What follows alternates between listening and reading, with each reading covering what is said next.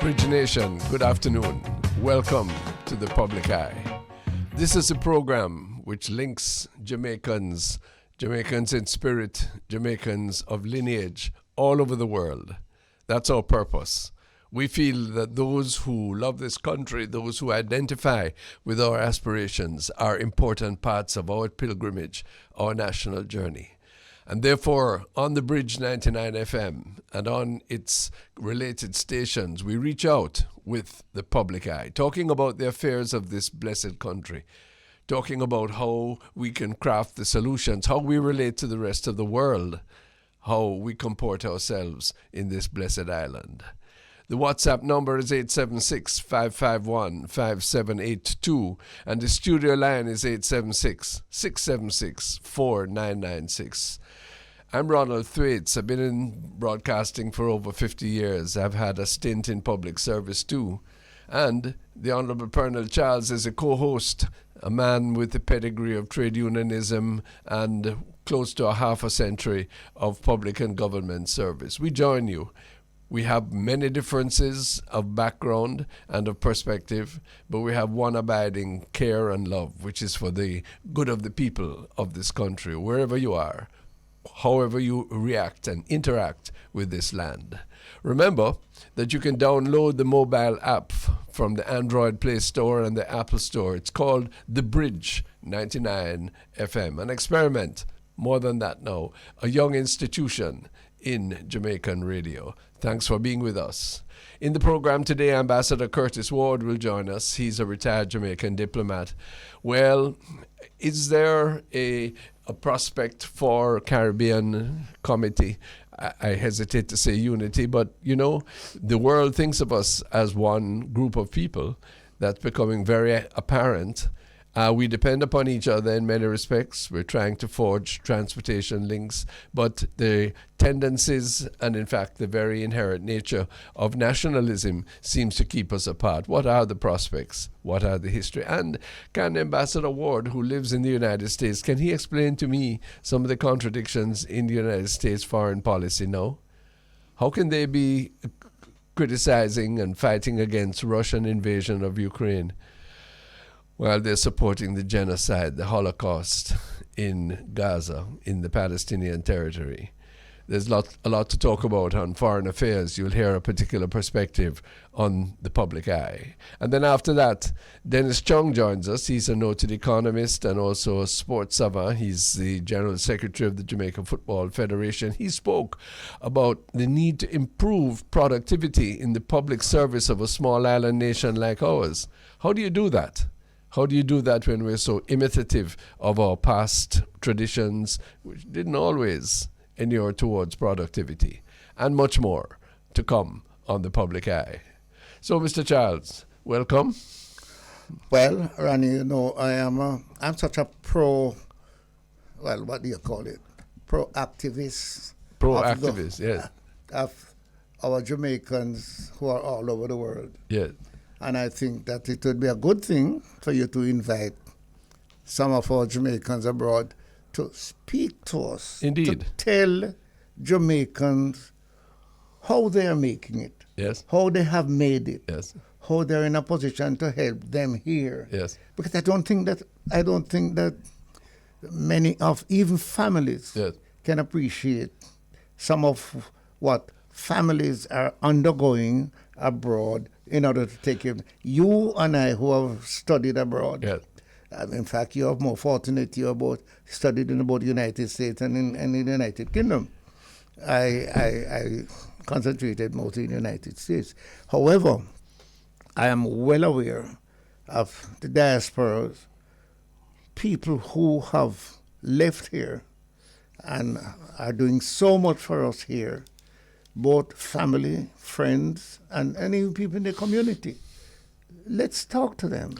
There's a feature in today's Gleaner newspaper. It is of a Jamaican family. I think it's 5 daughters. You'll see it later on, no doubt, who have all excelled in their particular professions, much as your children and my children have. But this is a group of Jamaicans who came without resources, much backative, and have taken very strong professional positions abroad. Now, I'm following your suggestion because I'd like to speak to some of them. Yes. I'd like to hear, you know what? Not just how well they've done, but what is it of their Jamaican heritage that has inspired them in that particular way? And how can they use what they have achieved Chapter to 2. inspire people in similar condition Sure. that their parents or even forefathers were in? Because I still don't believe that we appreciate much of what the Jamaicans who are sacrificing through serious snow and ice, all sort of pressures. This week is terrible in much of the United States Hurricane and Canada. and storm. Yeah, but then hold on now. Let's extend the point. I'm glad that you opened on this one. I follow you. We want them to tell us how they have done well, how they can inspire. Yes, Okay. yes. But at the same time, when they relate to Jamaica, they get more obstacles, more teething, more setback, more questions asked than that cuts them to the quick of their interest, their enthusiasm that we value. Look at it. Well, We put them through endless long lines when they reach the airport. 2, when they look to buy land or build up house, very often they find themselves losing through some kind of chicanery. Yes, we say we welcome them. I saw an interesting article by Minister of State Terry Long in the press yesterday about the relationship with the diaspora. I commend what has been done, but there are a vast majority of Jamaicans abroad who do not feel sufficiently connected with the state. They would like to contribute more. Yes, they find difficulty when they want to send, whether it is a barrel or the school furniture or something. Should we be able to, not to mention their ability to come back here and settle peacefully? Yes, well, Ronnie, remember some time ago we discussed the question of those who left here, not as professionals, but has become professionals and would like to come back and share their profession with their country. Mm-hmm. Much more than just money and clothes and this. But that inspiration, that inspiring that boy from Brownstone, that, listen, I went away. This is what I had to do. Ronnie, you and I know that some of them who are listening to us now went through, my father said, hell be ahead. Hell be ahead. They've heard that before. Right? Yes, Daddy Charles. The fire burn off all you hear. Right? But are we caring for them? Are we responding? I mean, some of them go on as if they're very precious and that they're higher than anybody else because they've lived abroad and have two shillings. No, we don't want that. But we these are people who we wish to show profound respect and encouragement to engage, to continue their engagement with Jamaica. Yeah, yes, but I tell you something that bothers me. I don't know how some of them continue to even listen to us. Because, for example, a man bought a piece of land in Jamaica, send the paper to his brother or his sister or his cousin. I want to build a home and come home to Jamaica. And when they were told that the home is built, they come. There's no home, there's no land. So, well, that's the point I'm making, sir. How do we so shift our own consciousness or our own heartstrings that our people abroad don't suffer that, don't consider that they have to be suspicious about dealing with Jamaicans, but rather that we have deal with family. Yes, that we have such a respect for ourselves that we are that we do not put them to that to that difficulty, that trouble. When you go abroad, you've been hinting at this so far. When you go abroad, some people here in Jamaica feel that once you go abroad, you get rich. Of course. And that life easy. Yes. And you can send back anything they for them want. Yes. But that is not so. Well, stop right there, hold your word. The farm workers who used to go in, not much so today, Yeah. but who used to go to Florida to cut cane, Uh-huh. they make sure that at the end of that season, Yeah. they would buy what is called a grip. They would go out and they would buy something for every little man in the district. When they come, one man get a jean, Yeah. one man get a shirt, and they pack up your yard Yeah. when they know you're coming. Yeah. But I was happy Yeah. because you always know that there's one in the district who have gone away Yeah. and bring back something. But it is the spirit more than the merchandise, Of more than course. the haberdashery Something- that made the difference. Just to support what you're saying. Some people who get a jean, don't wear it. No. They press it and they put it down. You understand? Waiting for a special moment. But tell me something. But we've broken that, haven't we? We've broken it because the peasant communities from which many, many people migrated in previous generations and even now hardly exist in the way that tight-knit group that you speak of does. And it is to our peril. And I believe that we as seasoned commentators need to say that again and again. Rural development has been set back, and it needs to be revised and revivified, because it is essential that city community can live the way that rural community used to, needs to. But Ronnie, I don't think we want to stay where we were. I want them to stay where they were. We want them to develop, but to maintain that same spirit with that development. In other words, if you were not able to wear a pair of shoes, and now you can wear a pair of shoes. Not that level, but the improved material benefits which have come over time, mostly from people sending back things from abroad, but also by local industry. Oh, yes. That didn't mean that we had to break up the tightly knit communities that exist there. It didn't mean that. It didn't mean that all of the child's family had to come to Kingston. Yeah, but let me ask you, it was not only country, you know.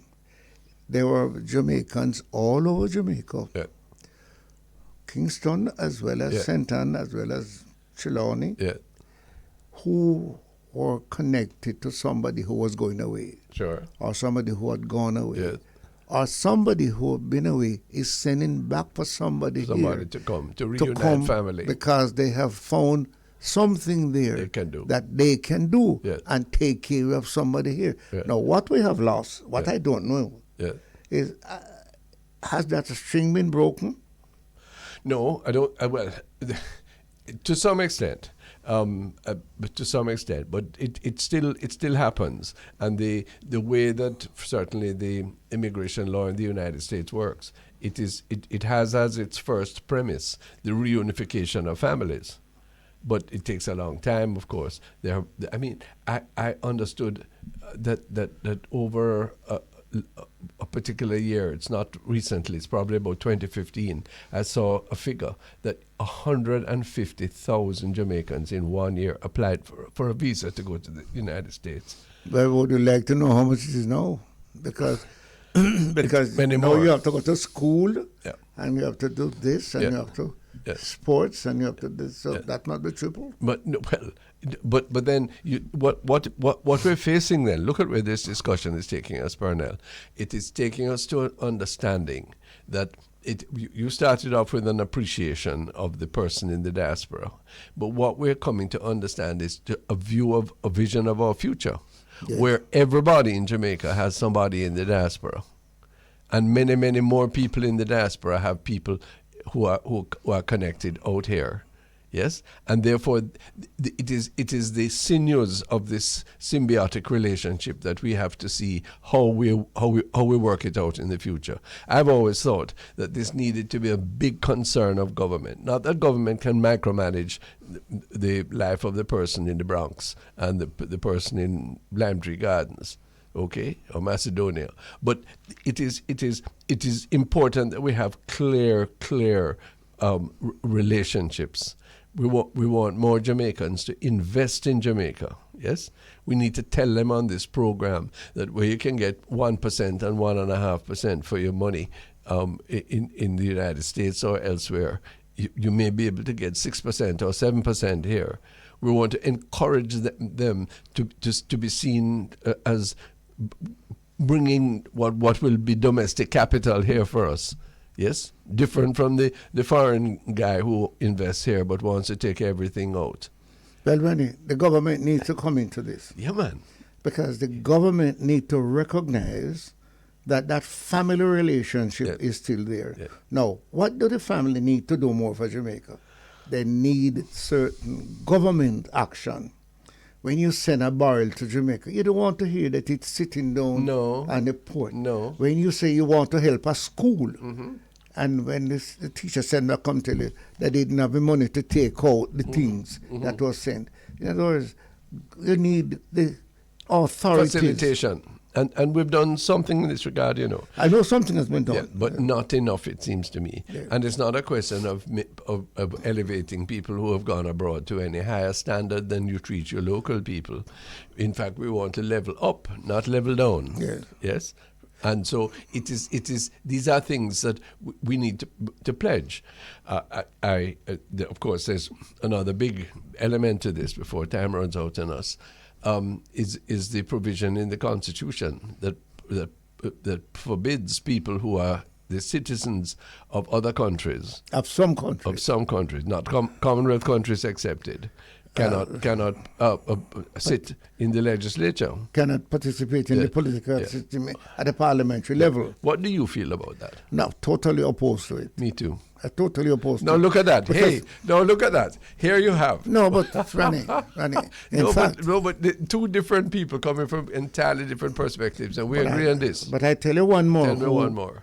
So why I wouldn't make my motion in Parliament in 2015? No, it wasn't 2015, 2018. Could I tell you that was discussed when I was a parliamentarian? Yeah. At our party level. Really? And I am sure, well, let me not be specific, let me be broad, that decision was taken, that it is foolish to have a Canadian come down here and become Prime Minister in 20 months, and a man who has been given all from America cannot join the Senate. No. So we had accepted. Yeah. So why not change it? That doesn't need any referendum, you know. No. No, what it needs is the kind of thing that we're going to be talking about, which is the kind of thing that Prime Minister Holness and Mr. Mark Golding, the leader of the opposition, stood up in front of the congregation at Power of Faith Tabernacle in Portmore last week. Yes, and said, look, you know, we need to get together in order to have a response, an effective response to the crime problem. I heard it, but I was saying, you know, Ronnie, you're not a nice guy, because what the thing that we're saying, you gone out and tell the Prime Minister and the leader of the opposition what we are hoping for them to do. What I'm telling you is that this is the kind of thing, the proscription in the Constitution about persons other than Commonwealth persons. Yes, that is rubbish. Yeah, that is something that the two of them should sit down and agree and say, brethren, come we deal with this by February. Yeah, because what is the whole on? There are some people who disagree. There are issues that are connected with it, but nothing that can't be argued. In fact, it's one of the things that I'm hoping we can take up as a subject in future programs, you know. But I'm glad we have a fundamental well, it would fundamentally single position. I heard proposals that somebody in New York could be a senator.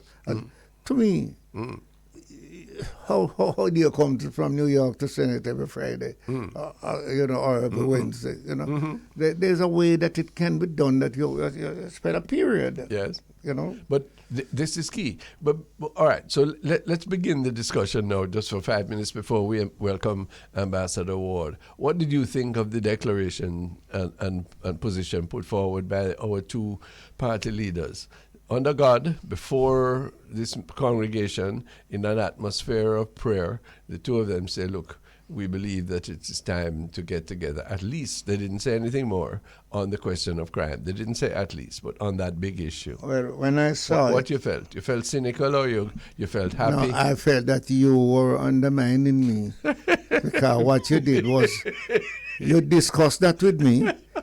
Last week you said to me, why can't we have something to Parliament signed by both leaders? You remember you said something? And you went out and tell them what you said and ask them if they can go to Parliament, start at Portmore, and then go to Parliament and say, what he has over there in that document is the same thing I have in this document. Madam Speaker, I move that the Parliament accept that. The proposal from the leader of opposition and the leader of the Prime Minister. The Prime Minister. What a difference that would make. And you know what? It's one of the things that we're going to talk about. We won't be able to exhaust it in this session because the time signal is coming up. But let me say to you, it's not only that would be a good thing for the people, you know. This cynicism that is abroad in Jamaica and infects many people in the diaspora who have a similar tainted view of local politics. The two parties better recognize, your party and mine, better recognize that they need to have a common position on a variety of things that can excite the Jamaican people to work together. To work together, because right now you are facing the atrophy, yes, the dumbing down, the coma of people towards the politics, and you could have win 60 seats if you have the majority of your people in that don't care attitude. You can't govern the country. All you can do is thief from it. Yeah, but Ronnie, we need to look at something. Let's go abroad and look at the two leaders. Quick move. Mr. Biden and Mr. Trump. Boy, let me when example Mr. Trump of anything. speaks, we're not saying anything different from what we said after three. Right? You're saying this, I am saying this. None of us are saying something that both of us ought to say to get together. Not even the question of should the war in Gaza stop? Should we still be killing our babies in hospitals? Oh my God. Can you imagine? We can't agree on that. And you know, last night, I did not turn on the radio. You know why? Why? I recall that the Israeli had said to the Gaza people, go to the south. Yeah, I know they will kill them in the south. So was it to kill them one time? Well, it has that effect. So whether it was subjectively appreciated before, it is the objective reality, and is that we must deal with. You can't resurrect those people. I said it to somebody at my home last night who said, well, would it also be that while they were going south, others joined them who they were looking for? My God. So you should have known that if you send them... Yes, but what fancy having to even entertain that reasoning. This is the Public Eye. On the Bridge 99 FM, Colonel Charles and myself will come back with Ambassador Curtis Ward to talk about foreign relations, to talk about the Caribbean, to talk about the state of the world in 2024 from a Jamaican perspective. Stay tuned. Thanks very much for being with us. This is the Bridge 99 FM. The program is The Public Eye. The hosts are the Honourable Colonel Charles, Order of Jamaica, retired government minister, trade unionist, and man of affairs. And I'm Ronald Thwaites. And we're joined by Ambassador Curtis Ward, retired Jamaican diplomat in the United States. Ambassador, welcome. Happy New Year. Happy New Year to you, and glad to be joining you. This world, this year getting old already, you know, Ambassador. Plenty days gone, but I mean, I have to say, Happy New Year to you. Happy New Year to you, Ambassador Ward. We have two major issues we'd like to take time and pick your brain this afternoon. The first one seems to be most pressing. I am of the view that given what we have heard over the last week and seen on the television, the mass slaughter of women and children, almost the driving into a death camp of the Palestinian people by the Israelis in retribution for the tragedy of 1,000 Israelis being killed on October the 7th. I feel that this is so disproportionate, so egregious, so evil that the Jamaican government ought to condemn it, and we ought to suspend our relationships with Israel. What say you? I totally agree with you that it is egregious. War crimes are being committed. And I have said this before, I've written about it, and the Jamaican government should be condemning these kinds of atrocities. I don't care how friendly you are with a country. When a country is doing something contrary to international law, something which is clear violation of international humanitarian law, then we should not hesitate on principle to denounce it in every way we should.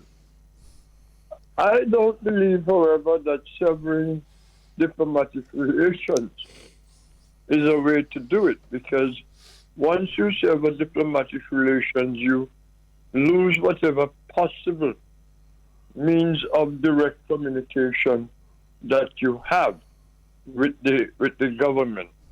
But you should certainly speak out against it. It should be the subject of a press conference by the Prime Minister. Nothing less would suffice, in my view. Well, my anecdotal reading of sentiment in Jamaica, apart from the statement by one Minister Hill, who says he is totally 100% with the Israelis, and for which he has never been called to account by his superiors in government, his colleagues in cabinet. You can say that, you can speak in a way that supports genocide, and you are a member of the government of a country. You say it's you personally speaking, your personal views. But when you are part of a collective like that, you don't have personal views of that nature to speak of. Yes, you automatically involve and taint, for good or for ill, your colleagues. I don't understand the position of this government. Maybe Pernell has some insight. Well, I'm glad you made a point that I'm not sure that, for example, you must break diplomatic relation with every country that is doing something that you are not in agreement. I didn't say break, I said suspend. Well, suspend. Maybe there's a difference. I'm not sure. And I am not sure that a person who express and state his expression, that is in my view, that should hold the government to say, because he's a member of the government, although he expresses as his view, you should say, because you have made your view and you're part of me, you're not supposed to do that.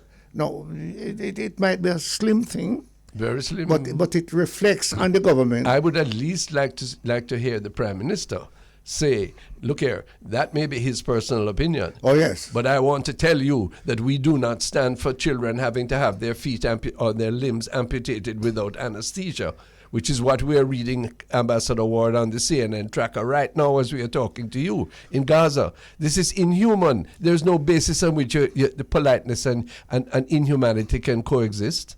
Well, before he comes in, the Secretary of State, Secretary of State, United States, Blinken, in my opinion, his presentation has always been slightly different from a Biden. He has always been saying, look, this thing must stop.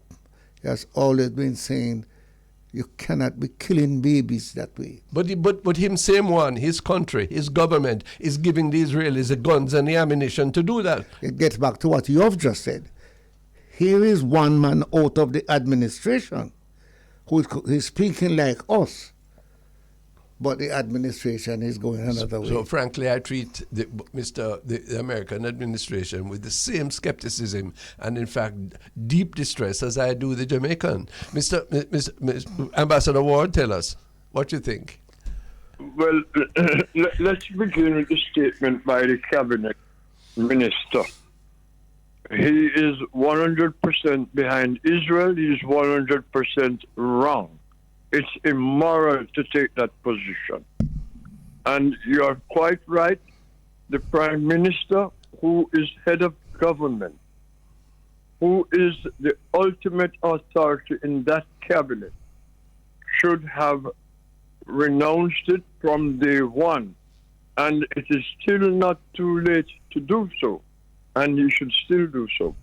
As far as the United States support for Israel is concerned, I recognize that this would have been a serious problem from early in the game, and I did write about this. But Colonel, it is not just Secretary Blinken that has spoken out. The Defense Secretary has also been very firm about this. But as you know, and so has President Biden has come around to calling on Israel to back off of this kind of campaign. And there are subtle warnings, and I'm sure personal warnings, that have been going to the Israeli government. But it is not enough. And the problem with the domestic politics in the United States is that no president can take any precipitous kind of actions against the Israeli government, such as cutting off all assistance and so on and so forth. That is not going to happen. But they can do other things in such a way without making loud statements to send strong messages to Israel.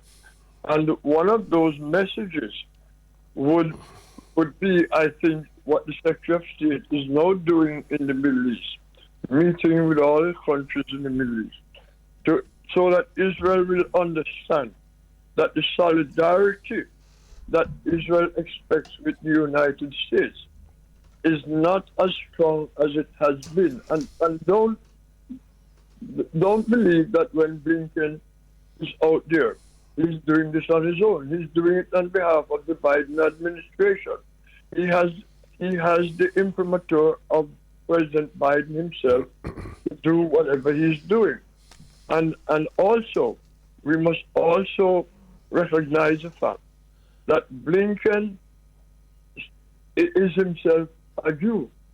And therefore, when he speaks, the Jewish community listens more to him than they do to the Secretary of Defense or anyone other member of the administration. But the Secretary of State, he has that responsibility to project the latest position of the Biden administration. No, but that may be the Ambassador Ward. Jamaica have a saying, mouth make for talk. You know it, yes? Sure. And while Mr. Blinken and Mr. Austin are talking, they are giving the Israelis the ammunition to kill off people. Well, and you listen to what Ambassador Ward is saying. He's speaking what we know to be, or what he knows, and I think we know to be the reality.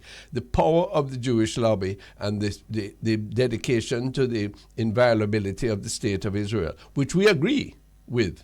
Yes? None of the comments being made here is in any way to deny the right of Israel to determination and to safe borders. Yes, which they haven't had, and which have been violated on October the 7th.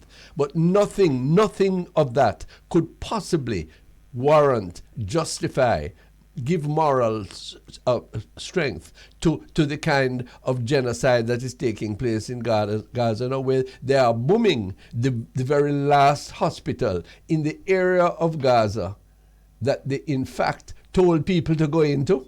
Yeah, but let me say something to you. Have mercy. When have we seen any collective quantity of people from Gaza who say there were people fighting Israel?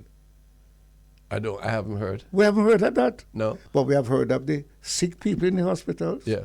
We have heard of the babies who need help. No, but we have need as medicine, the doctors in the hospital and the nurses. To take the position I am taking does not involve any endorsement of Hamas. Quite the contrary. No. And when you have a minister of government in Jamaica, yes, who has collective responsibility and bears collective authority for the people of Jamaica, and he is in favor of that kind of killing, I don't want him to have any authority over me. He must come out. I understand your point. However, Ambassador, what hurts me is that I could not in any way, with all my sympathy and love for anybody, watch that person killing children the way they're killing them in Israel. But we have one in our midst in power who say him support that.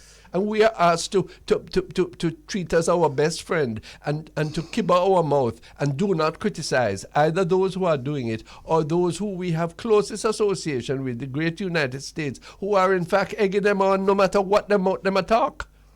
Ambassador Ward, help me now. I don't have the diplomatic speaker spoken. Ambassador Ward, I should be the one who ball out for help. I'm looking at me and throwing it heavy on me. I clearly understand the passion with which you have made this condemnation of what is happening in Gaza. Yeah. It is justified. And, early in the game, soon after October 7th, as a matter of fact, my second article suggested that Israel's response will cross the line. And early in the game, they had crossed the line, but they have gone way across the line.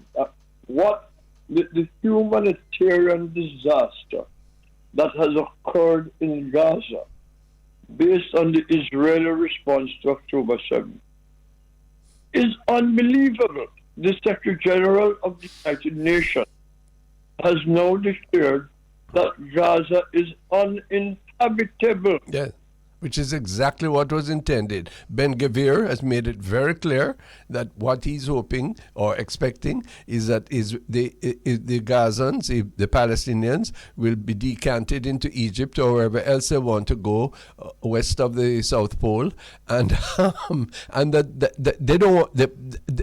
They will supervise. They will supervise what? Supervise. They said they supervise. Supervise chaos. What they're going to do is supervise the extension of Jewish settlements through the entire West Bank and Gaza. Yes, boy, yes, sir. I also wrote, gentlemen, also in October, that this could be a catalyst for change, and that we could see a robust defense or robust advocacy for a two-state solution. And we have seen that. And I believe there are growing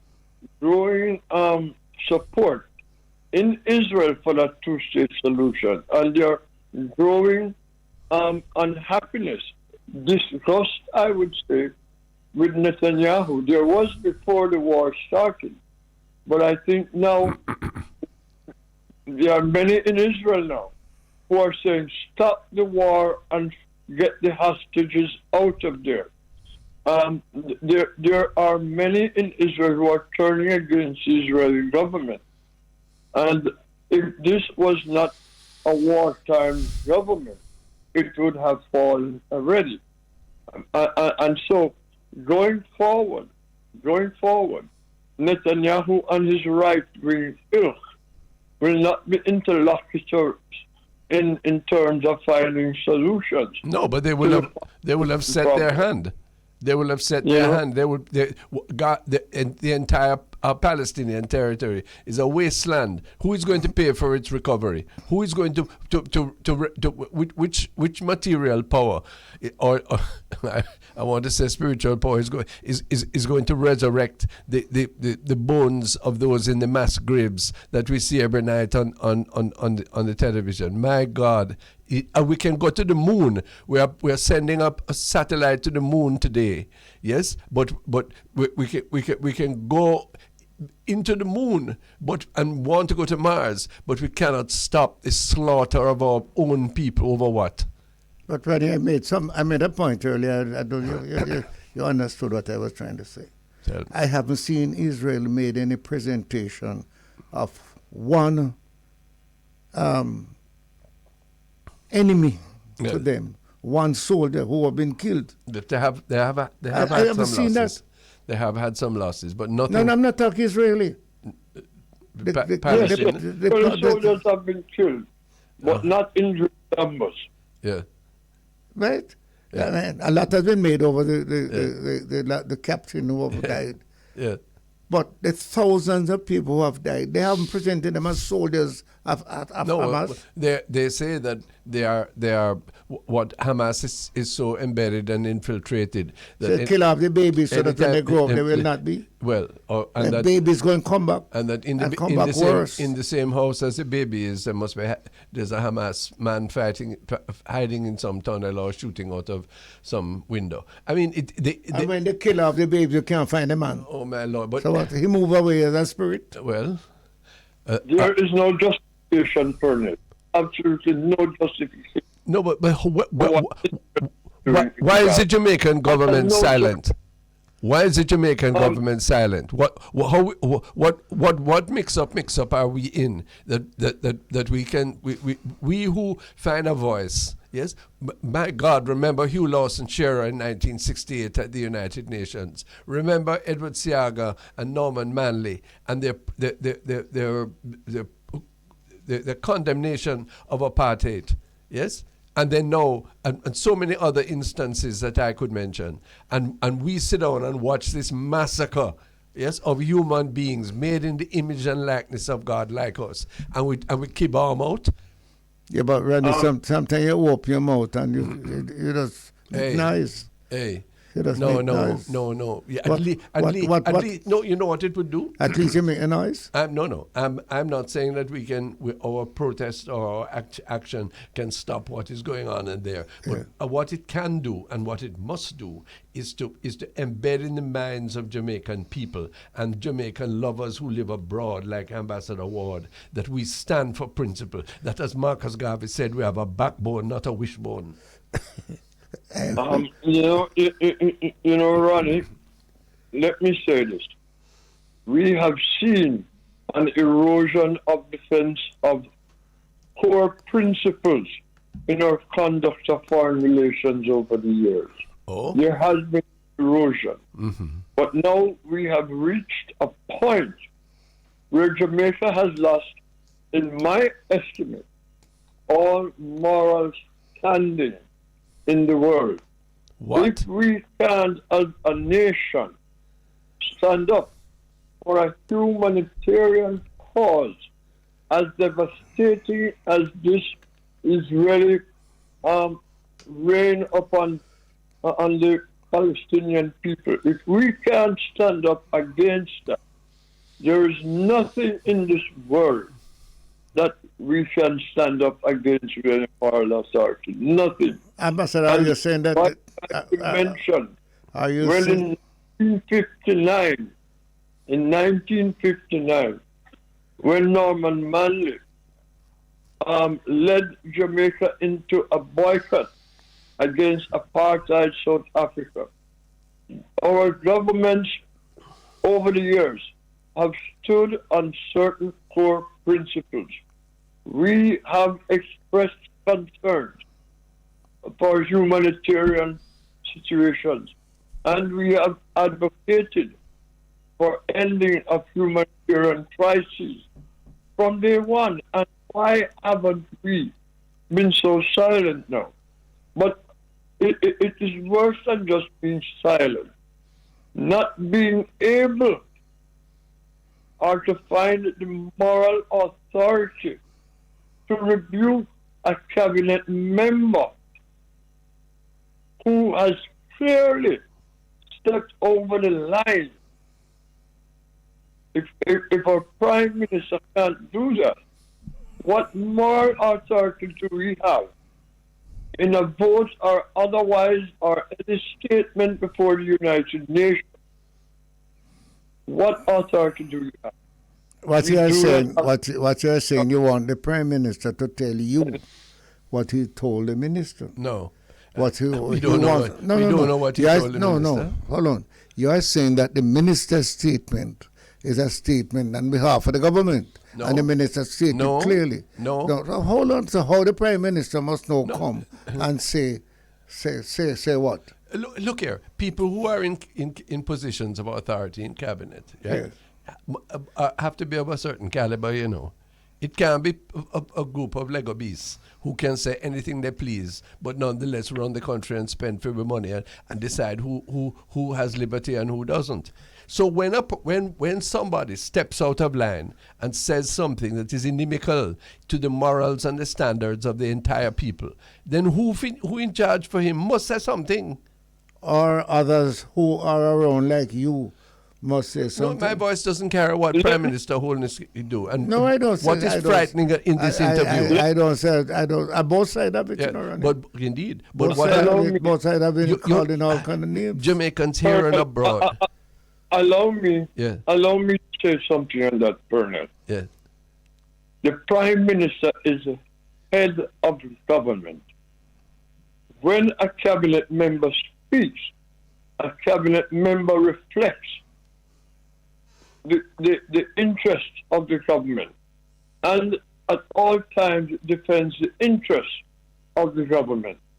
When a cabinet member speaks out of turn, no mea culpa, no stating that they speak from a personal capacity is acceptable, because it reflects not only on the government and is perceived as the policy of the government, but it reflects on the entire country.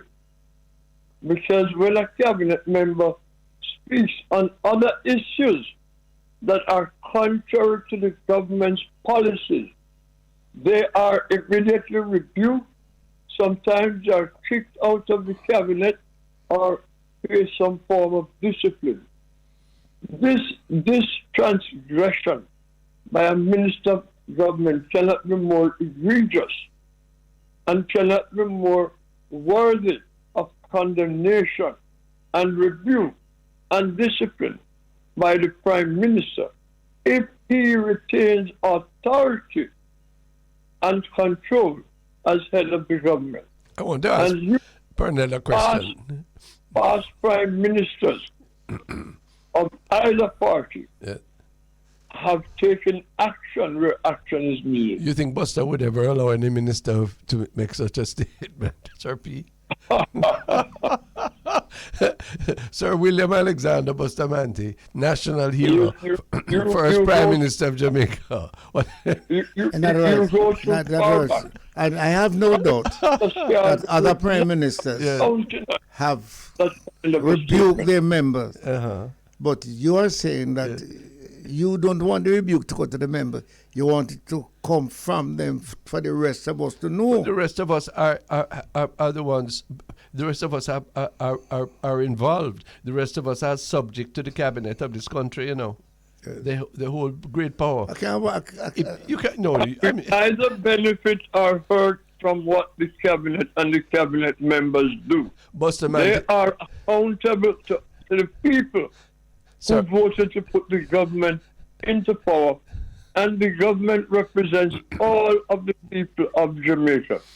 So the government has a responsibility to be transparent in any action it takes against individual members of the cabinet or any other action taken that reflects on the country as a whole.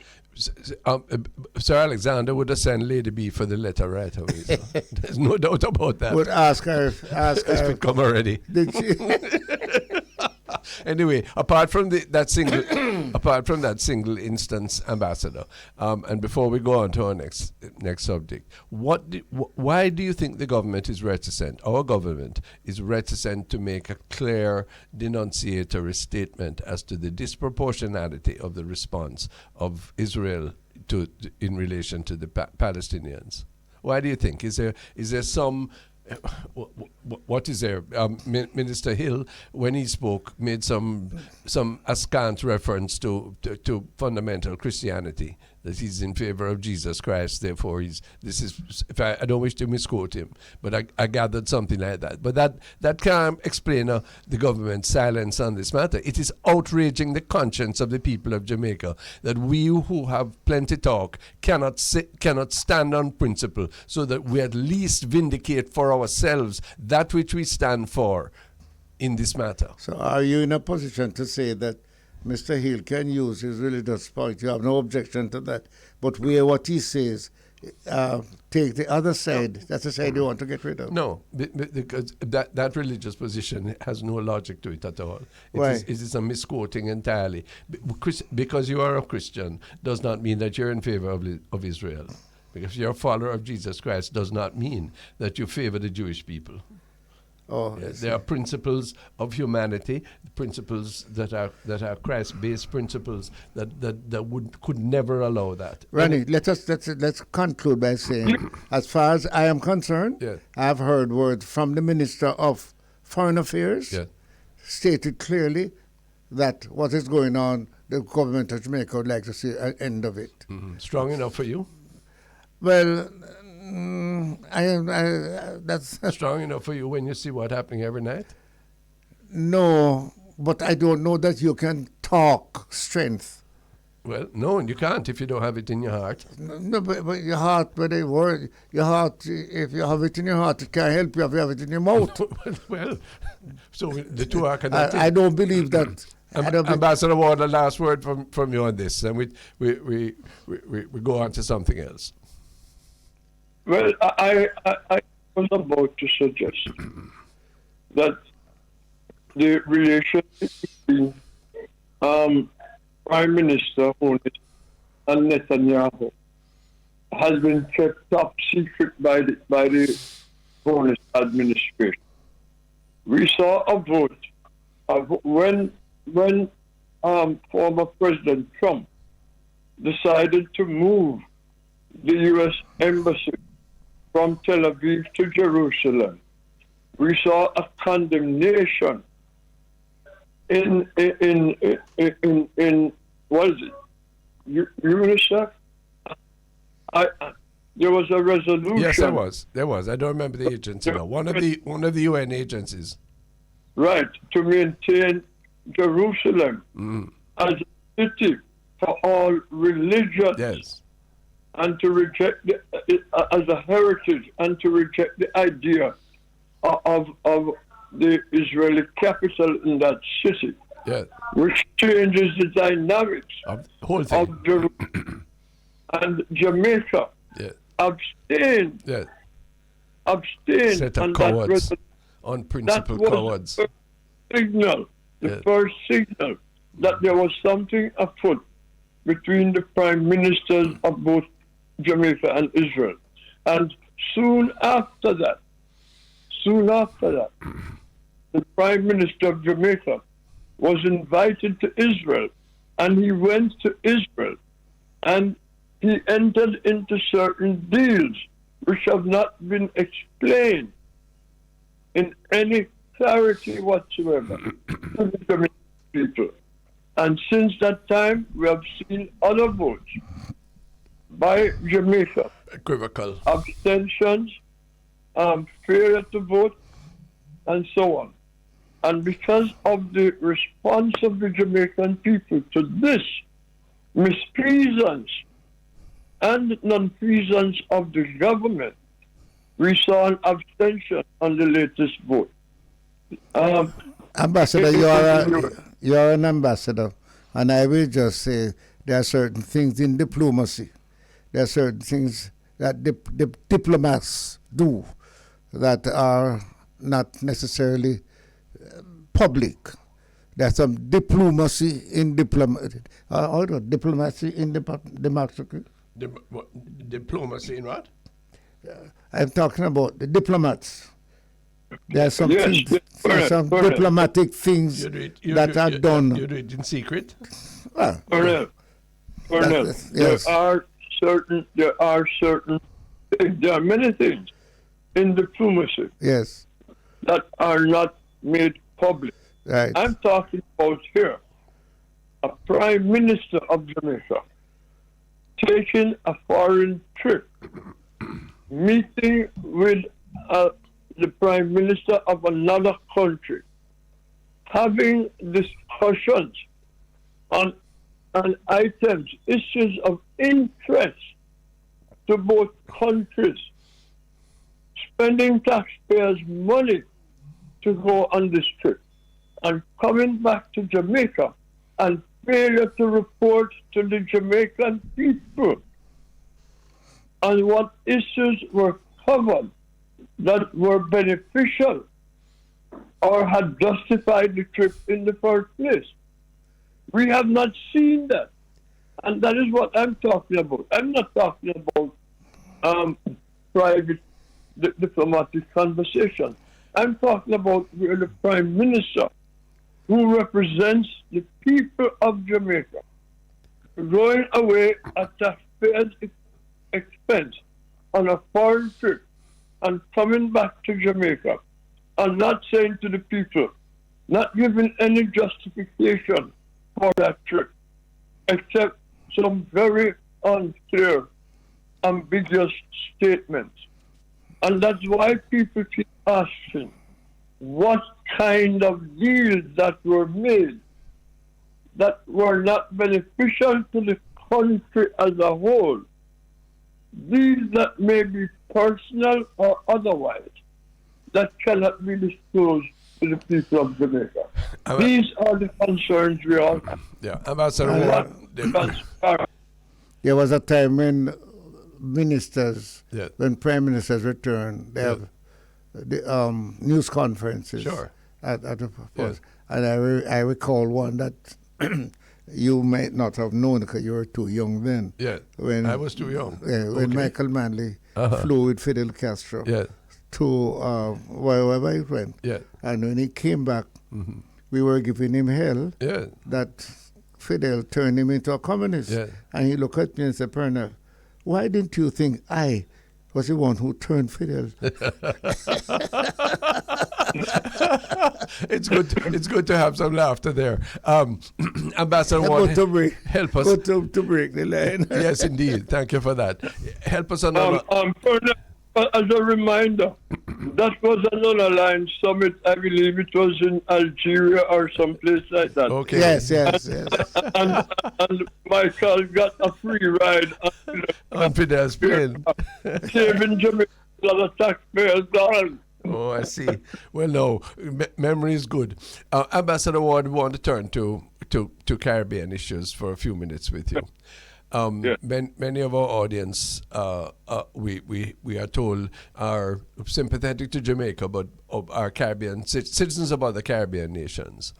I wish to preface this discussion by a full disclosure. I'm a federalist. I was in favor of the West Indian Federation, and I regretted that it was misunderstood. It was proposed the way it was, which was top down, and it founded 10 minus 1 equals 0.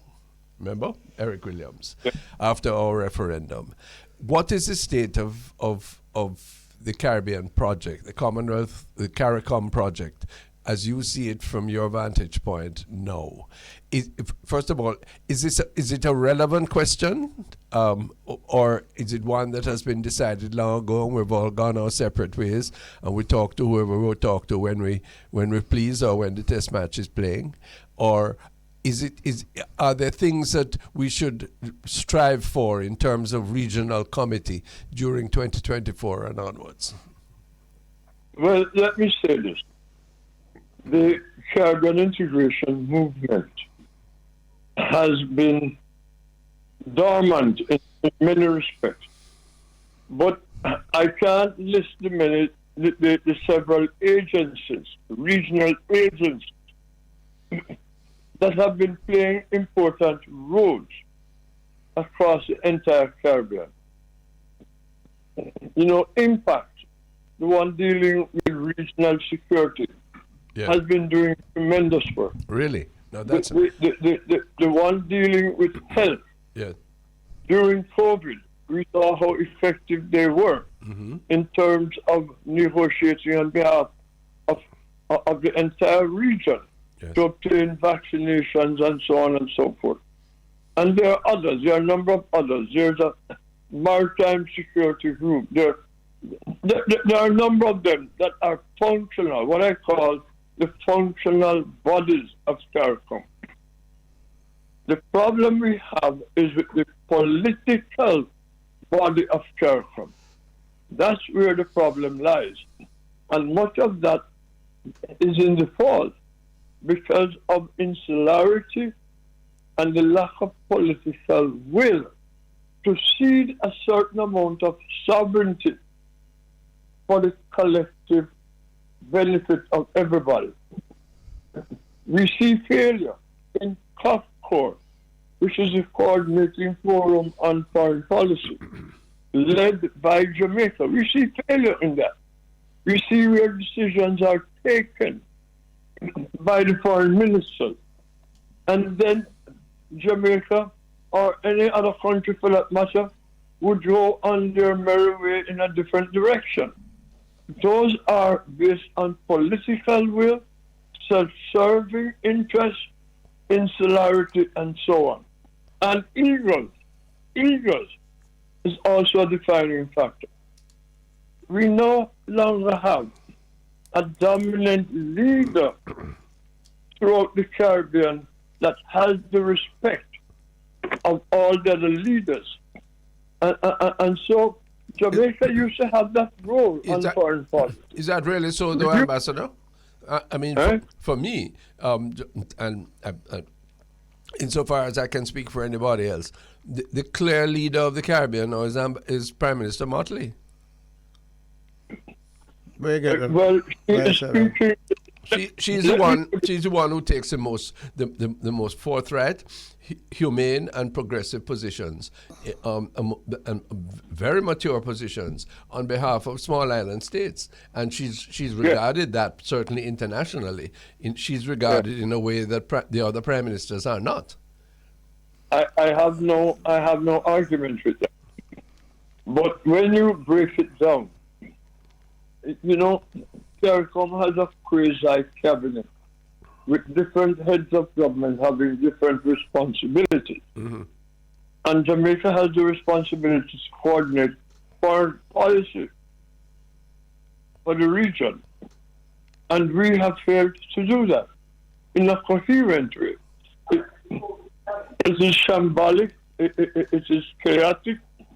Jamaica will willingly sit down at the table and draft a statement on a foreign policy issue for CARICOM.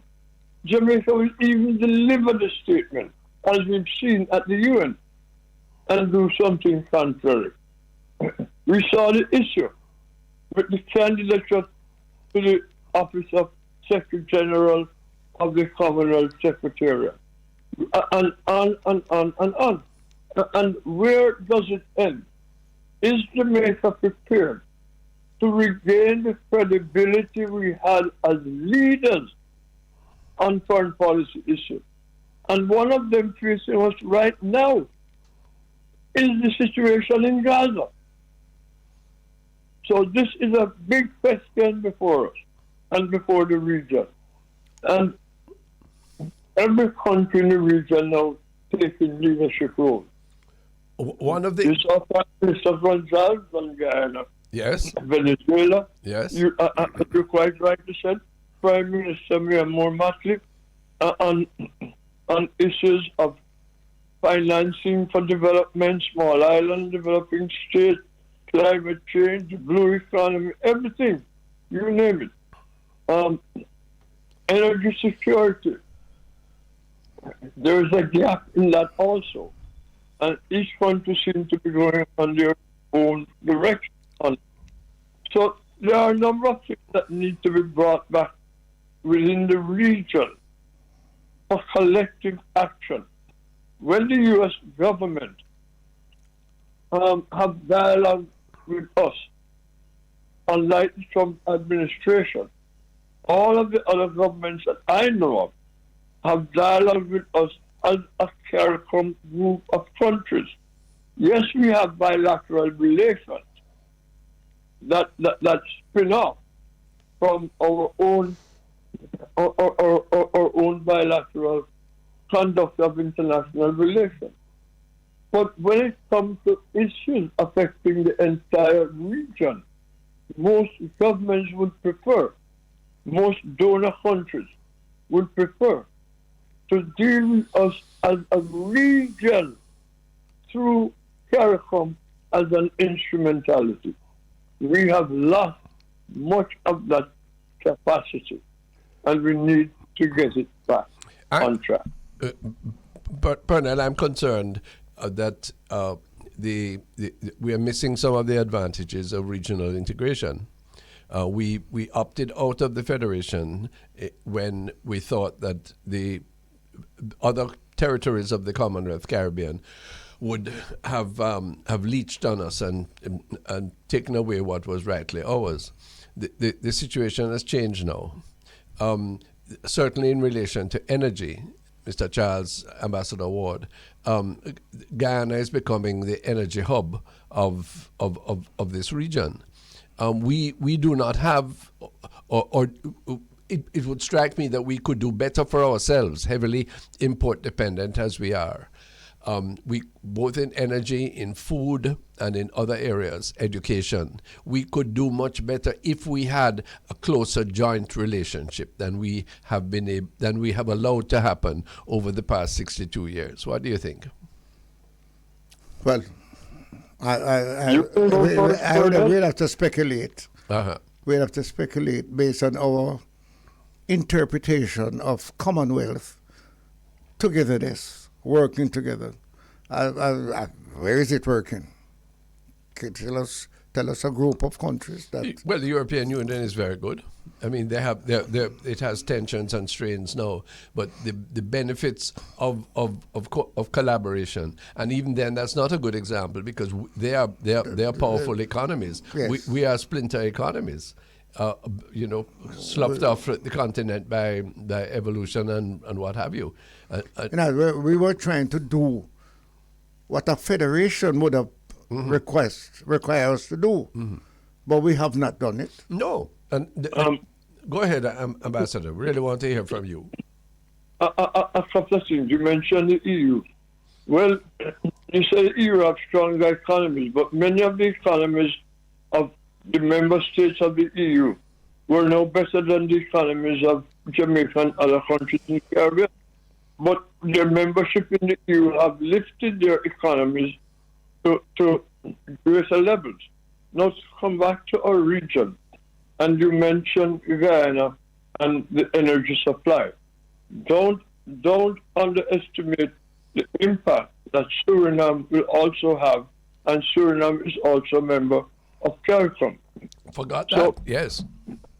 And when it comes to food security, I recall, and you mentioned memories, going back into the 70s, Michael Manley proposed that with Trinidad oil richness, there needs massive amount of agricultural land. And Jamaica's agricultural expertise in the region, we could develop. And as a matter of fact, this was a public-private initiative with Ainsley Enriquez of Grace Kennedy leading the charge on behalf of Michael Manley at the time to develop food security for the Caribbean in Guyana using Trinidad oil money. Michael Manley had also advocated for using Trinidad oil to build an aluminum smelter in Trinidad to process Jamaica, Suriname, and Guyanese bauxite. Eric Williams backed out of both of those initiatives, and they didn't go forward. Now we hear lots of talk about food security for the region. And there's a statement from the president of Guyana giving a commitment to pushing that forward. So there's hope. But where is Jamaica in the picture? Jamaica still has lots of expertise in food production. Granted, we have very expertise in food marketing because we fail miserably in that. But we still have trained people that the rest of the region don't have in terms of agriculture and agriculture production. So I don't hear Jamaica on board with this or pushing this initiative. Maybe it's all going to be left to the private sector, you know. And we have seen where Jamaican company has partnered with Guyanese company in fisheries and export fish all over the world and to Jamaica itself. What's think about that? Well, you know, it's a big question because I see the ties between the Caribbean territories being loosened rather than tightened.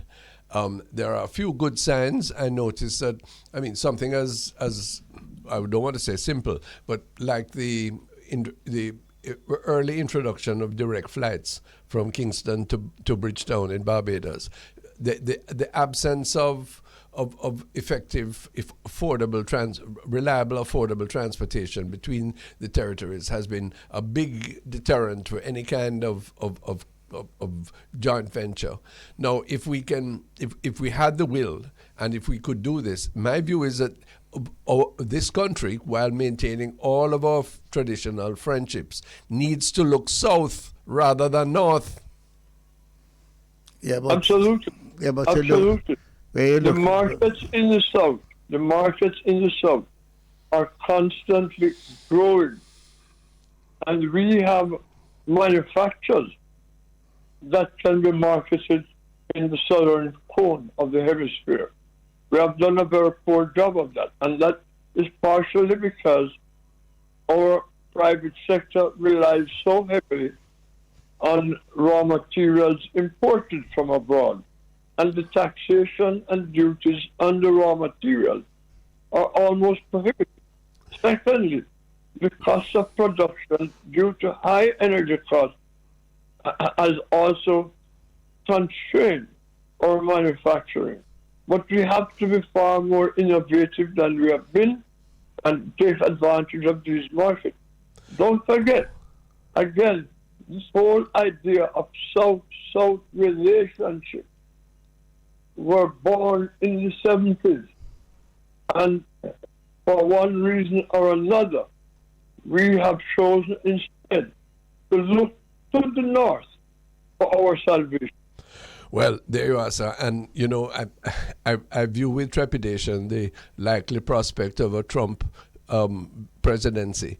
And my view is that he and his administration have no concern for people like ourselves. So we must be able to do much better for ourselves. And I am also grieved by the fact that the Caribbean nations, because of their own disunity and separateness and the egos, have been unable to make any meaningful contribution that I can hear of to what is our sore foot, which is Haiti. Mr. Charles, we must hear from you before. I am. I sit here and I remember I was president of the West Indian Student Association. Really? In the United States. And we carried Federation as one of our prime. So why you backslide? No, I haven't. Oh, good news. I haven't. I inherited backsliding. But I've always felt that working together as a common people in a commonwealth, having common ideas, common goods, common feeling, common want, must be more solid than working, the other way we were doing it. Yeah. But you said about Guyana a while ago, will Venezuela allow it to happen? And it's not as easy as talking. Yeah. We are a set we of, know it's not as we easy. are a set of talkers. But on we this, talk good things, but we can't even do the little things. on this program, we talk about principles, and directions. And what we really need to do is to encourage people to think of themselves not as separate dots in the archipelago, but rather as people who do have a common history and who have a common destiny. Yeah, but we always say that. Yeah. And we haven't had anybody to lead it because the leaders want the same that the followers are seeking. What do you think, Ambassador? Leadership is important. Colonel is absolutely right. We haven't had a regional leader that can garner the respect of all of the other heads of government. And, we must recognize all heads of government are political leaders in their own right. And they all have egos. But in order to overcome insularity, you have to have someone who can say, brothers and sisters, yes, we all have our individual domains, but our individual domains cannot survive at any level that can benefit our people if we operate in that manner. We have to come together and do the things that we need to do. And the only person I see now who is advocating for regional integration, including that whole question of regional transportation connectivity, is our retired statesman P.J. Patterson. In a speech he gave recently at a forum at UW.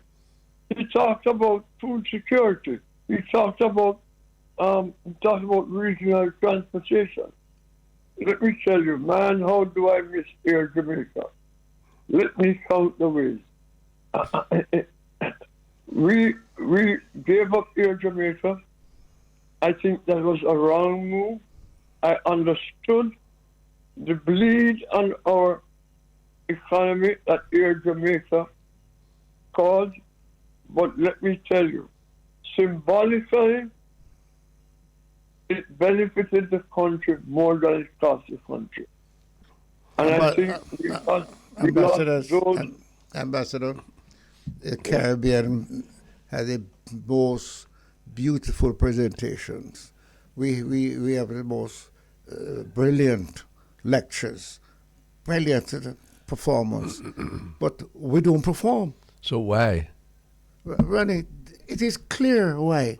No, from the third generation of the Williams, the Busters, Tell me why, sir. What do us? We are the children of Ham. We are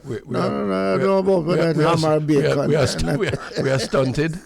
No, I'm not saying. We allow external forces. Right now, we have the most beautiful presentation, get the nicest applause, and we sit down, and that's it. Well, right? I don't believe that is a position. I can tell you the young people of this country concerned, particularly young people who don't have as much skill and scar tissue as we, they spit out that prospect. They say to hell with you, because all you do is talk. You had it too. We had it too. Ambassador, I will tell you, when I was leading the Caribbean students, he was clapping that I had it. Where the hell is it today? Yeah, but that's a disappointing position to find, a depressing position to find yourself in, Pernell. Ambassador, wind up for us. Tell us what you're thinking. Well, we as a generation, and I'm a little bit younger than you, Pernell, but our generation, yours and mine, have a responsibility to the younger generation and those to come, to teach them about the great legacies of our past, to teach them about our failures, and to provide them with the information that they need to correct the ship and to do better than us. But we still have time. We still have time to advocate for regional integration, to advocate to correct the mistakes that we have made going forward. And we should do that and set the example that we hope that they will follow. And don't expect them to rely, Colonel, on just the speeches that we make or the presentations that we make. But in those presentations, we should be teaching them something and let them know that while the road has been rough and the current path is full of obstacles, we are hoping and praying that from the messages of our mistakes and our failure to do what is correct, that they will take from that and pave a new path forward for our nation, Jamaica, and for the entire region of the Caribbean. I'd like to just end on by making it very clear. The opportunity for people in Jamaica and Jamaicans listening abroad, as well as for other Caribbean people, certainly for us in the Northern Caribbean, the opportunities for arrangements for stable and economical energy supplies, the prospects of utilizing or investing in our region in ways that can provide us a greater measure of food security, our opportunities of sharing educational and health capacities, which we haven't been able to emphasize before, are practical things that must move us beyond the rhetoric that disappoints Purnell and puts us into a different mindset, a different focus in 2024 and beyond. Ambassador Curtis Ward, you give the postscript. I may just add, in all of this, we must defend democracy. Well, there you are, of course, and we strengthen ourselves by being able to do so. I will close by saying, yeah. I agree with what you say. Yeah. I have agreed with what was said by Bustamante, Williams, yeah. and the next generation and the third, and this generation is still talking. Yes, and we're still talking. Sweet talk. The talk is the spur to action. That's what we wanted to be. I wish some action was there that I could put some strength in before I pass. Yeah. But I've been talking. We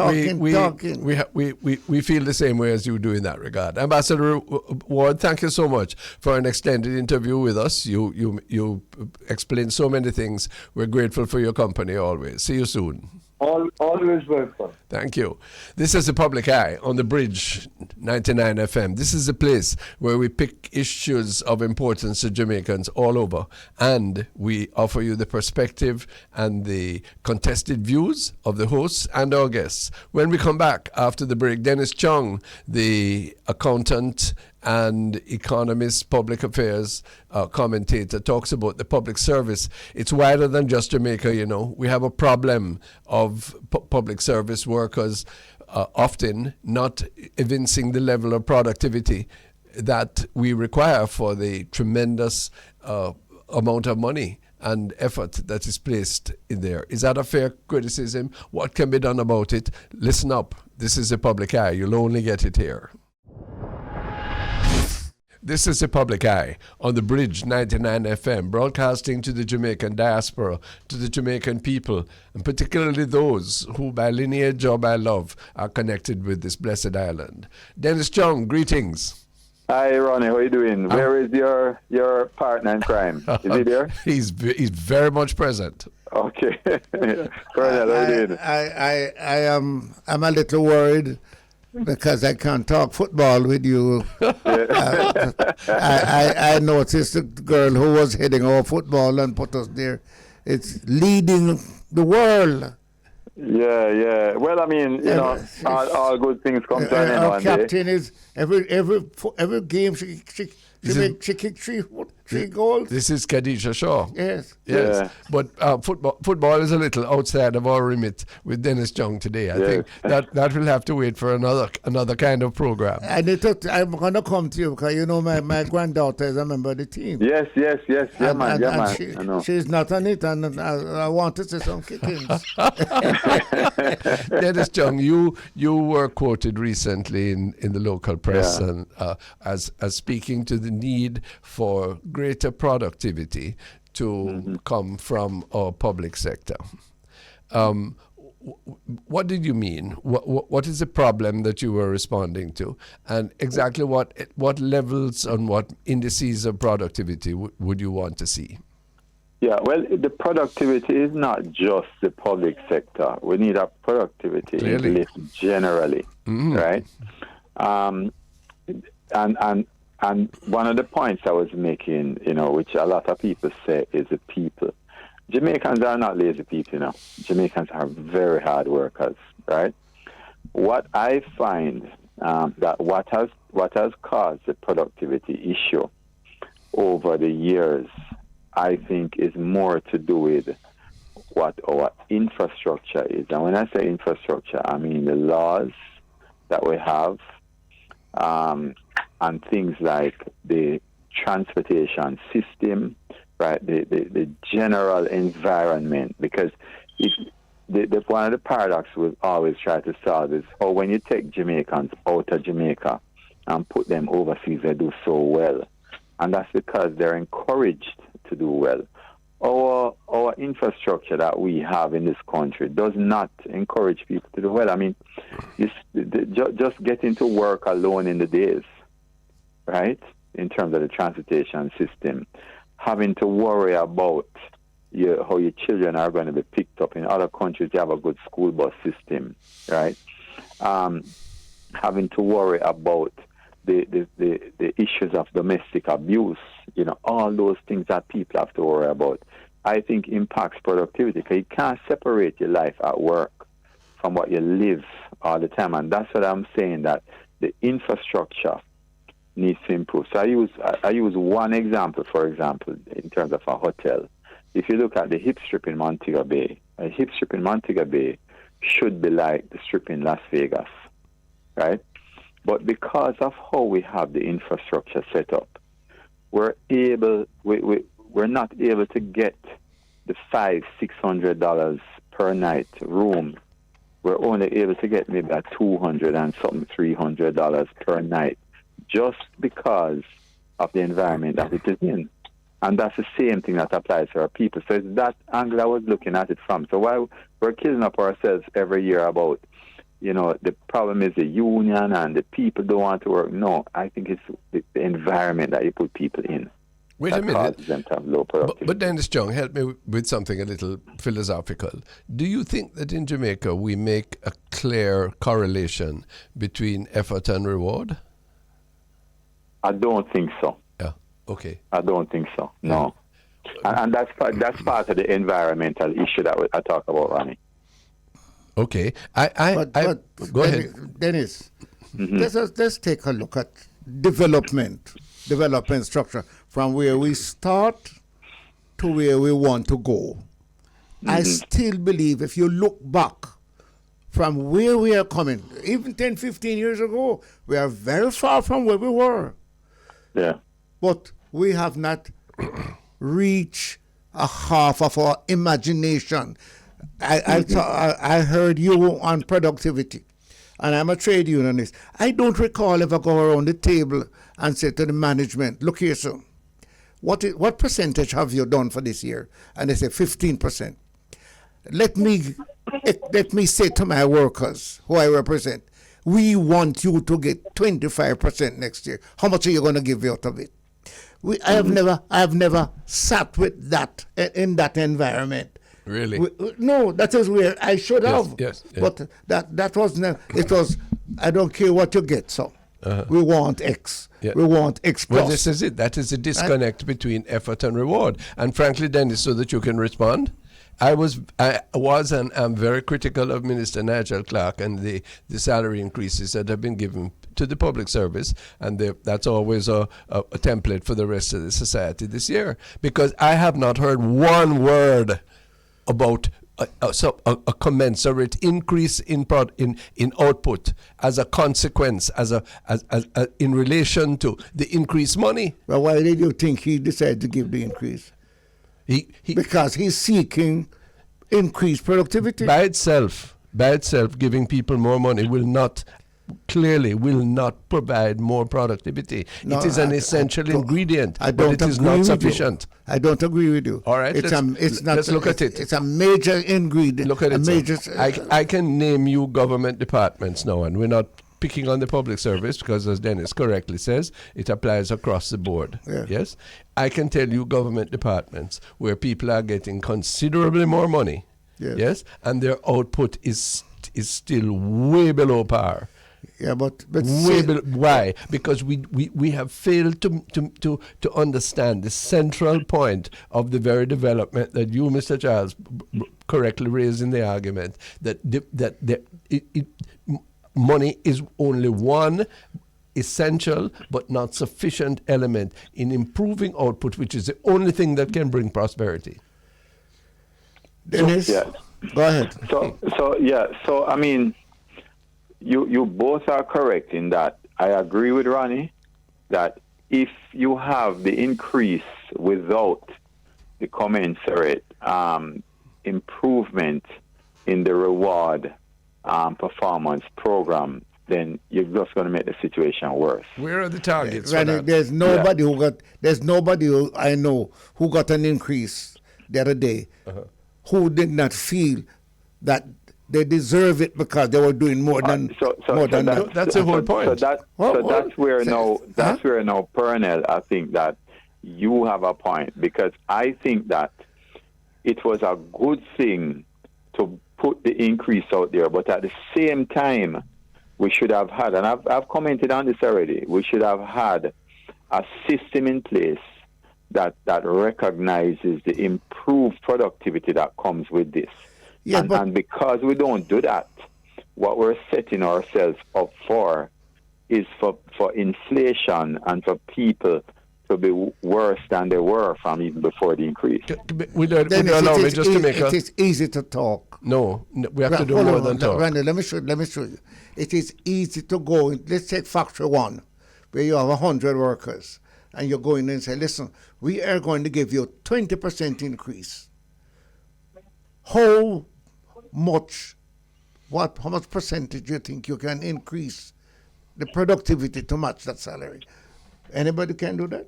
Yes. They're going to tell you, say, listen, we've been producing 100%. Of course. So I'm a suffering servant. I've been working below what I deserve for the longest while. So on a go away with any notion about increased productivity, all you're doing is helping me to catch up. Yes, and I'm sorry to put it as raw as that. I wonder if it's you teach them to say it, because it's exactly them saying no, exactly. No, look. For example, I'm pulling a with the greatest of respect, Dennis Young, to the teachers of this country, we have considerably increased their salaries. There is absolutely no doubt that the teaching profession deserves the increments. What targets of improved productivity have we aligned with those salary increases? And that is the issue. That's the issue, because what happened, is that if you do not improve their productivity, they are going to be worse off in the very, very near future. So I see Jamaica heading down, not up. Because hold on, let me lay the foundation for you. Because a change of government, this government has no capacity to ask anybody to increase productivity, because they've given so much money to themselves without any concomitant better treatment or better even sitting more in Parliament. Them just give them the money. Yes, the 200%. Yes, and so this government can't do that. I'm afraid that if the government changes, and my political loyalties, that they will fall into the same trap and that what the reason I invited you, Mr. Chung, because of what you said, is because this is the critical element if we are going to move beyond 1.5% growth, sir. Yeah, Tell me I'm wrong. But you have to target certain things for that. You cannot go out there broadly because where the target? Hold on, Ronnie. You have a whole lot of people saying, "Me wasn't getting nothing." Yes, sir. Me getting this. Me never reached there yet. Yes, sir. And you're still a pushing to get more. Yes, sir. So, and that's a majority of the people.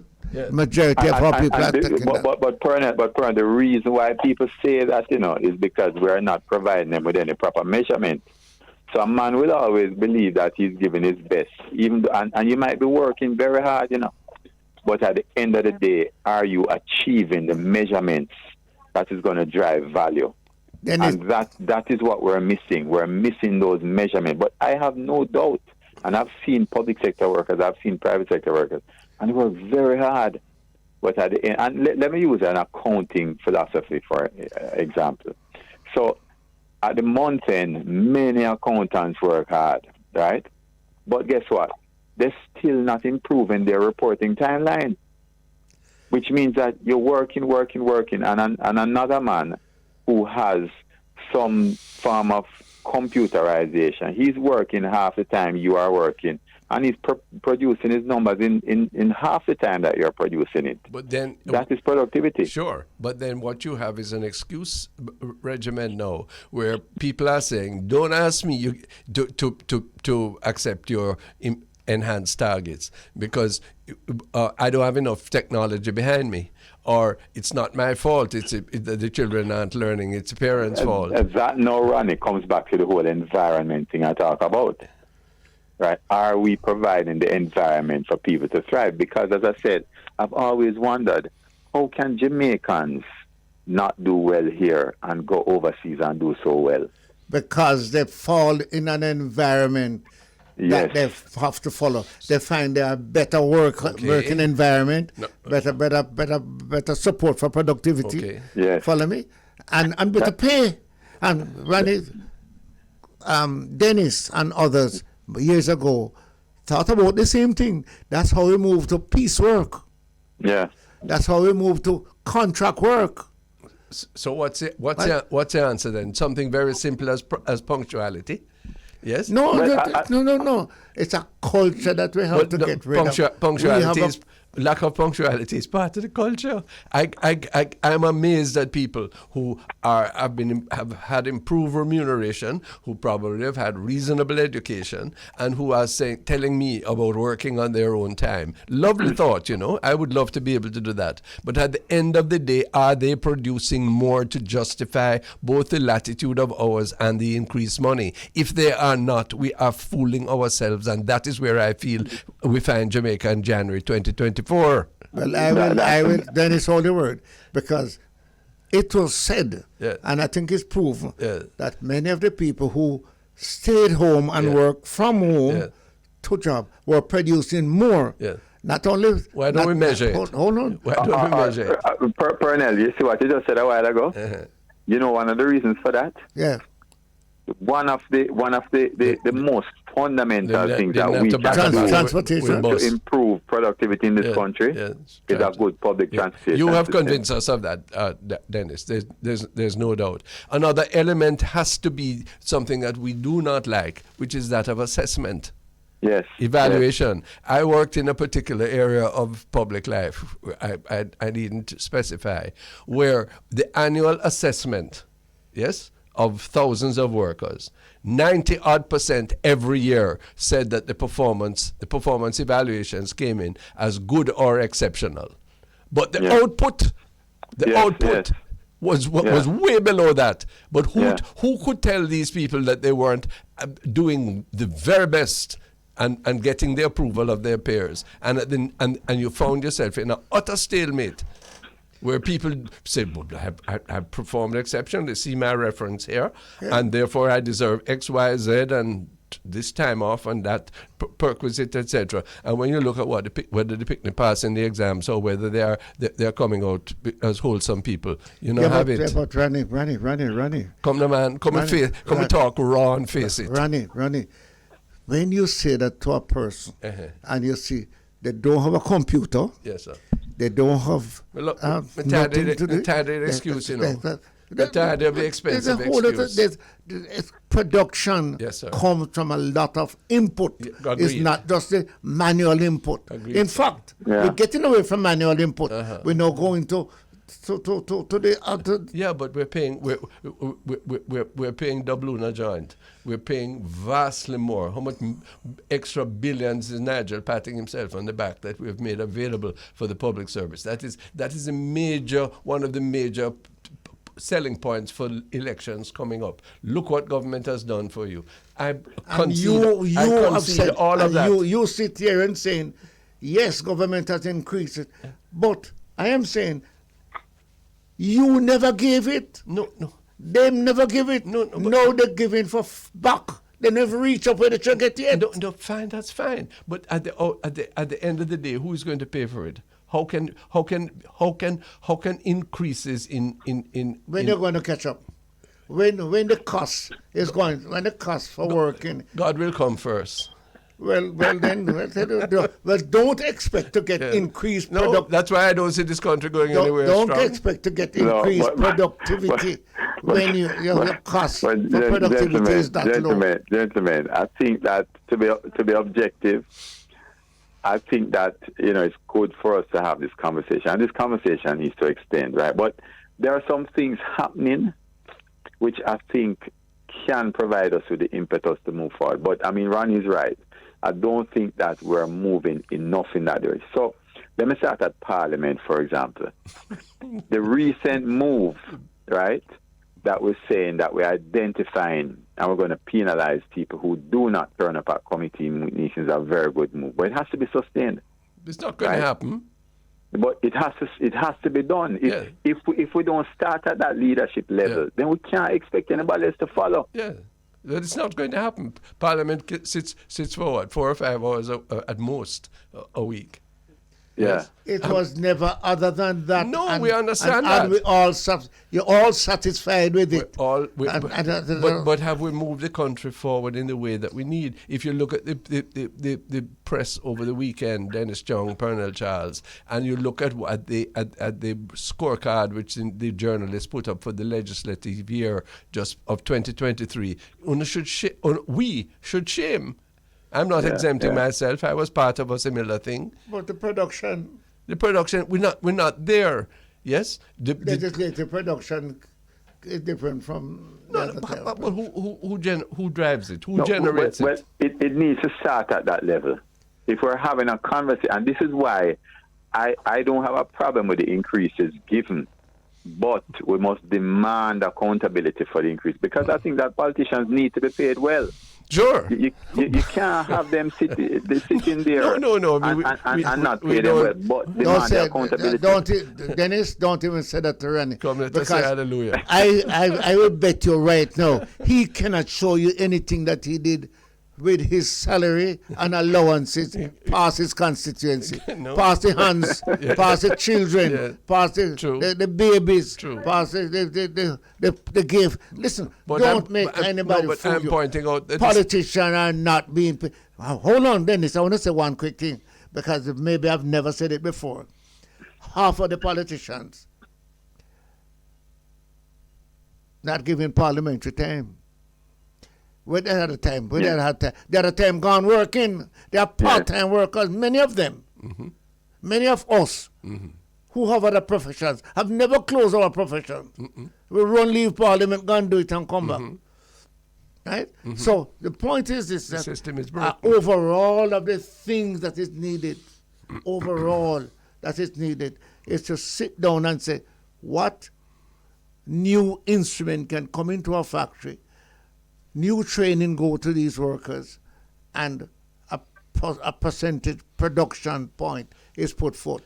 That is where we have to go before you can get the salary increase. Dennis, I want to ask you to comment on some suggestions. My view is that increase wages is critical. The fair wages are critical to increasing productivity. There must also be a system of assessment.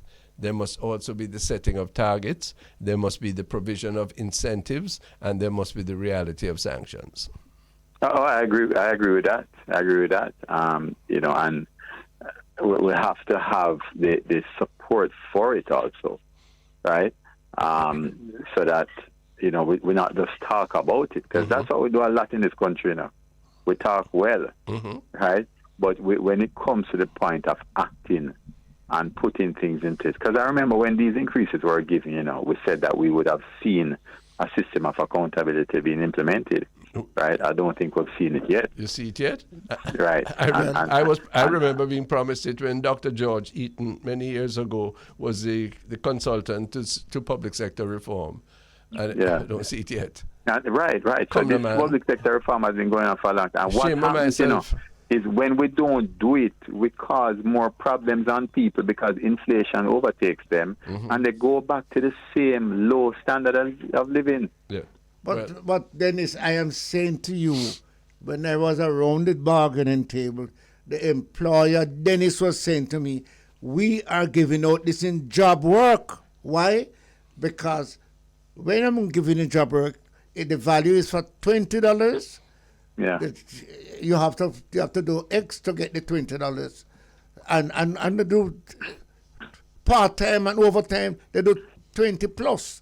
So the organization, the exercise is there, but the action is not there. Right.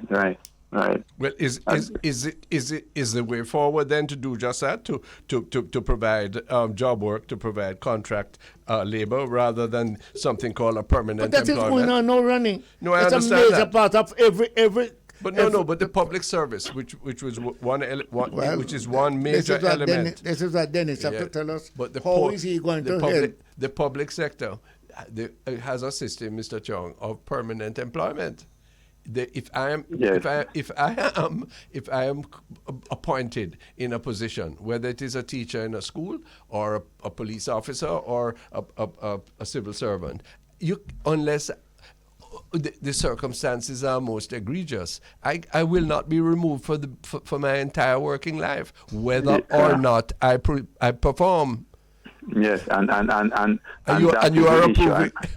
And what we did was to give people like myself in that position where I saw you give me a rotted increase, having given yourself an exponentially higher increase, and no provision. You name me one major surge towards improving productivity commensurate with increased income that we have seen during 2023.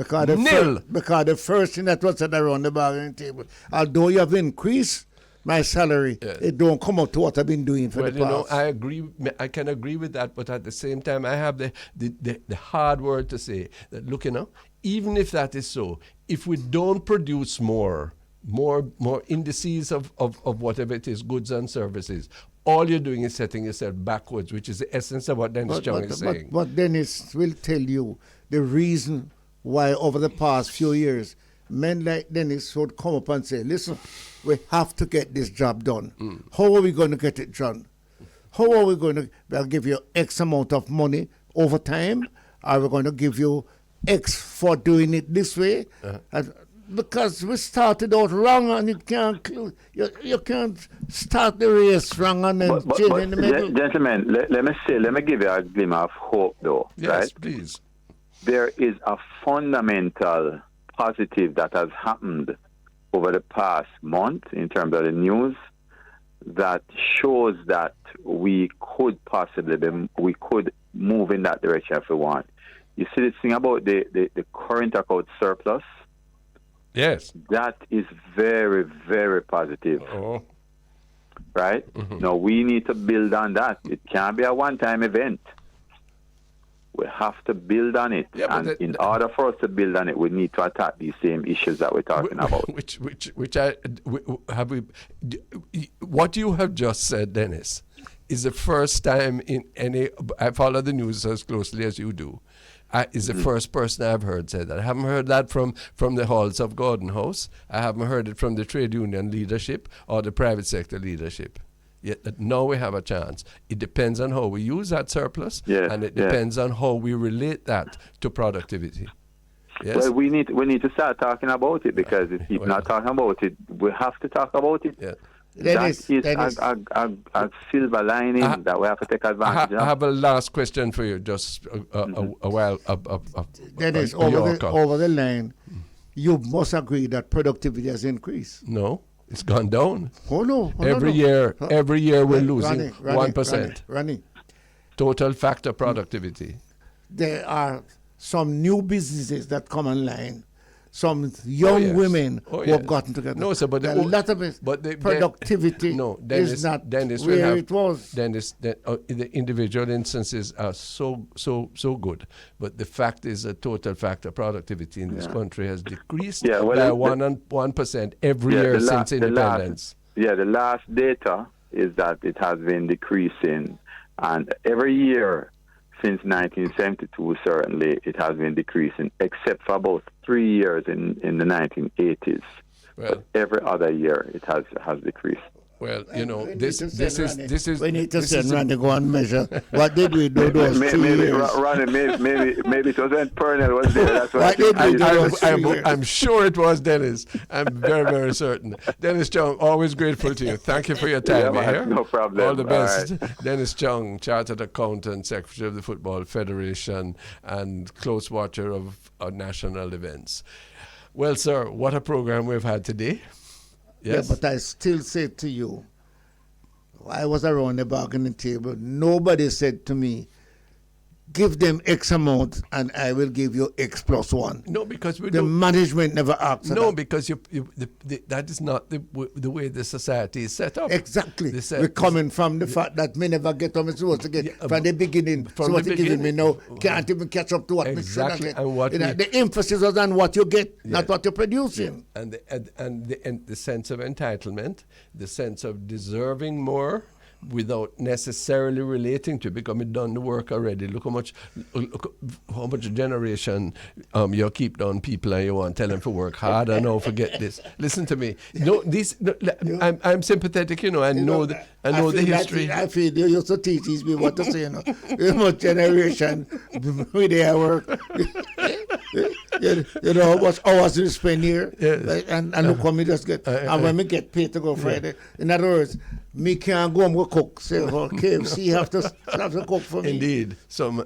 Yes, there are so many things. Look here, what we do on the public eye on the bridge is to put straight to our audience, here and abroad, the truth, the perspective, the dilemmas, the opportunities of the Jamaican people, with always the deepest faith and commitment to our nation and to all of its people. What a privilege it is for you to have joined us, either live or on the internet or by any of the means whereby the bridge disseminates these programs. As it is now, our time is expired. We thank you so much for your company, to all those who have made the public eye possible. Till next time, this is The Bridge 99 FM.